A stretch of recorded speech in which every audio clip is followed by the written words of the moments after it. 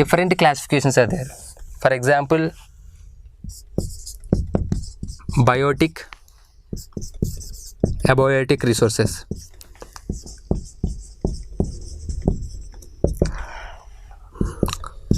Natural resources only. Biotic resources are resources which you are getting from the living organisms. For example, plants are there, animals are there, they are living organisms. Because of the decomposition of these plants and animals for a period of time, you are getting the fossil fuels, that is coal and petroleum. That comes under the biotic, because the fossil fuels, coal and petroleum, which are derived from the plants and the animals, they are the living organisms. That's why they are the biotic resources. All the resources which are derived from the living organisms, that is called the biotic resources. Abiotic resources, all the resources which you are derived from the non-living. For example, soil is there, that is non-living. Air is there, that is non-living. Water is there, that is non-living. So that is, all these are the resources, soil, air and water. So you are derived it from the non-living things. It's soil and air itself is a non-living thing. That is called the abiotic resources. So it is all based on the from where you are deriving the resources, whether you are deriving the resources from the living organisms or whether you are deriving the resources from the non-living organisms.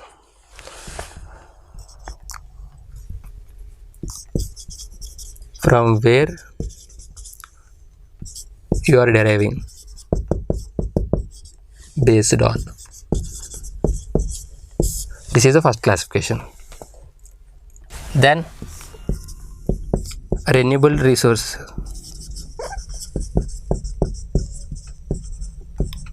Renewable resources and non-renewable resources.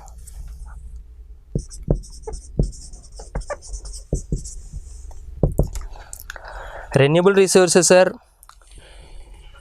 once you are consumed, if you are able to replenish it, that is called the renewable. For example, solar energy is there.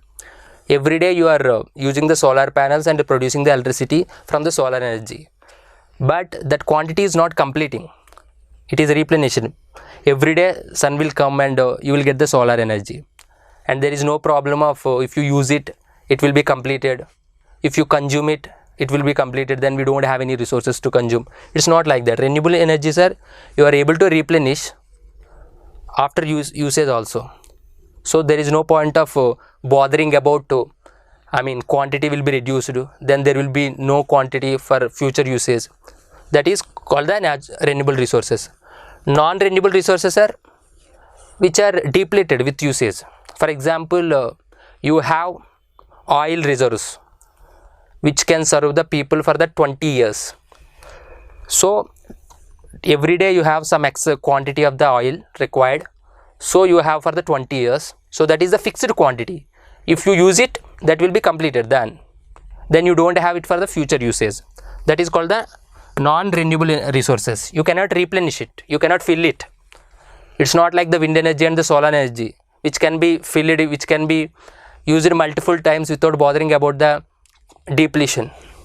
So that is a renewable resource and non-renewable resources. Especially when we are talking about the energy, we talk about this renewable source of energy, non-renewable source of energy. Non-renewable source, for example, coal based power plants. Coal is the fixed quantity. If you use it, there will be no coal in for the future consumption. So that is comes under the non-renewable source of the energy. Renewable source of energy is energy produced by using the solar panels.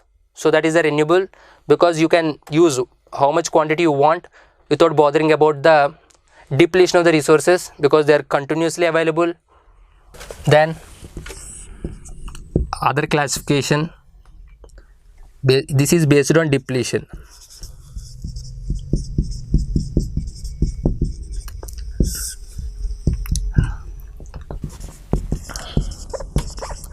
Actual resources, potential resources.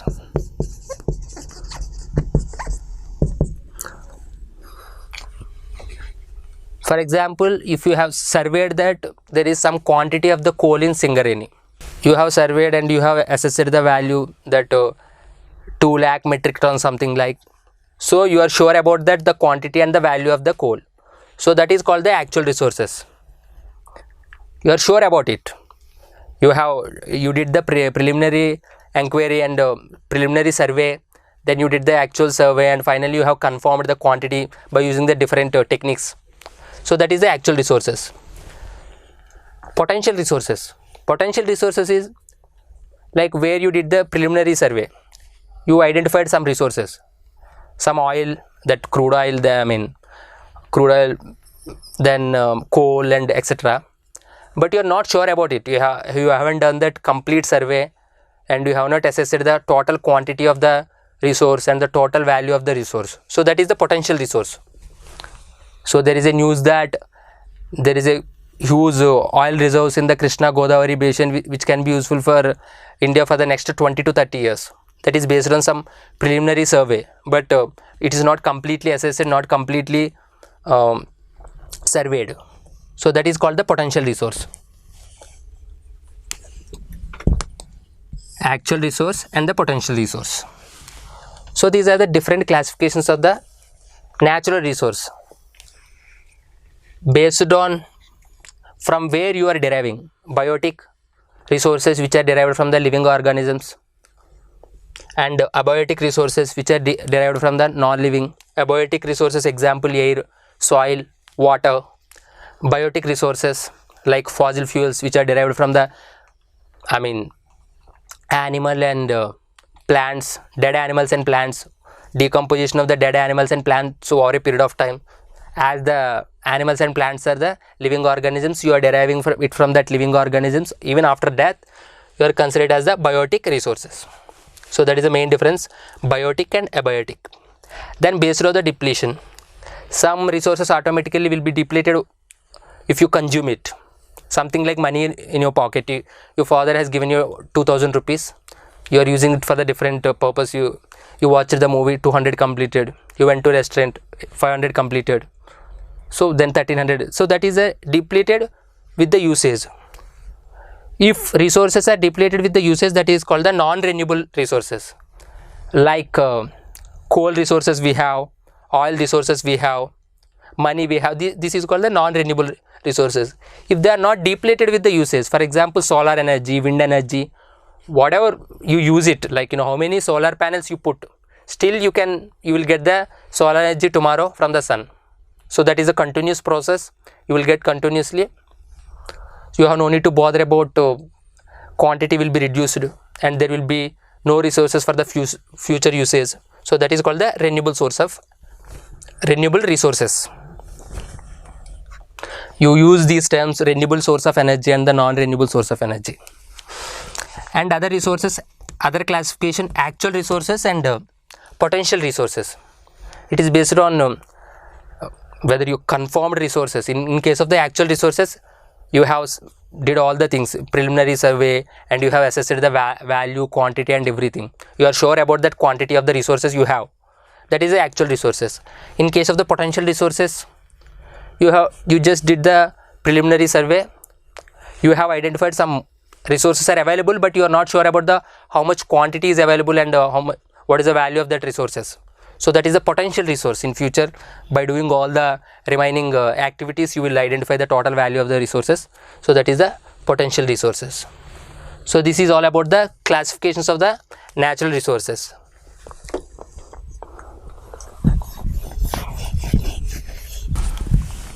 Then what is other classification? Economic classification of the resources.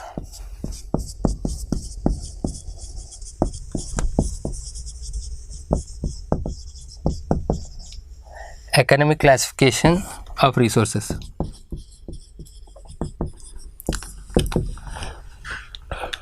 Already we talked about it. This is about the factors of production for doing any economic activity. So economic activity is talking about production, distribution and consumption of the goods and services in a society. So what are the different factors of production we require? One is land, second one is labor, third one is capital, fourth one is entrepreneurship.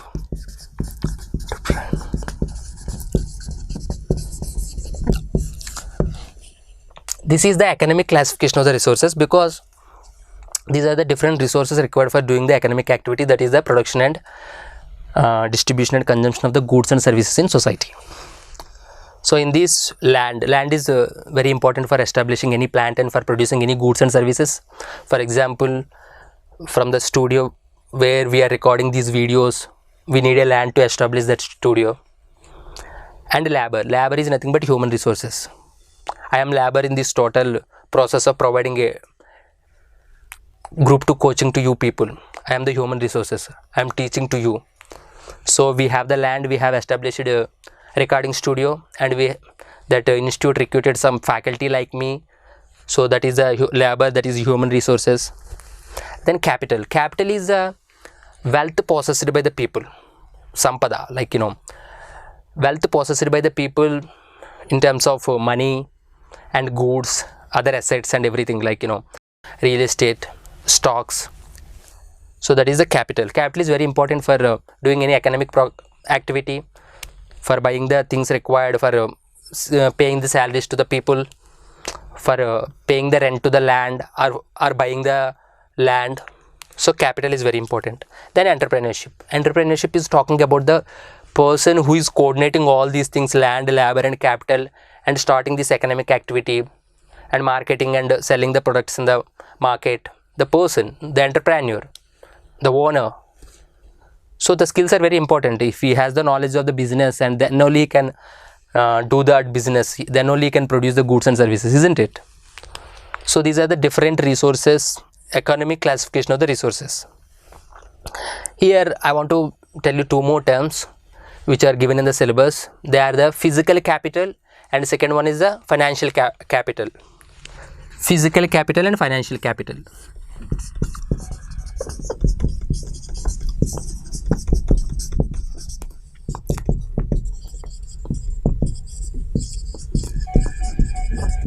These are also different types of resources in economic activity. Already we talked about the capital here. Just clear about the terms. Once you are clear about what is finance, what is capital, then you can easily link it.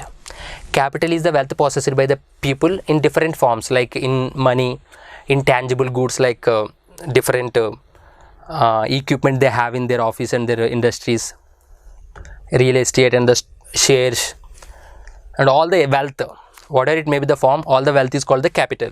So now what is the physical capital? Physical capital is all the tangible, physically you are able to see it, all the tangible goods and services which are used for production of the goods and resources.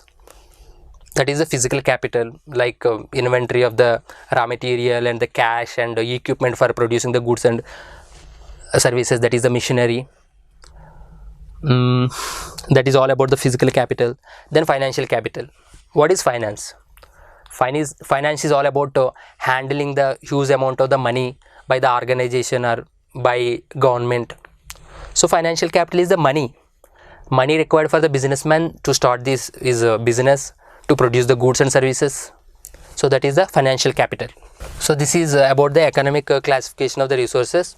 4, they are also called as, actually they are called factors of production.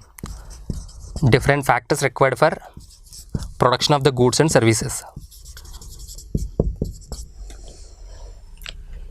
So we talked about physical capital. What is physical capital? What is financial capital?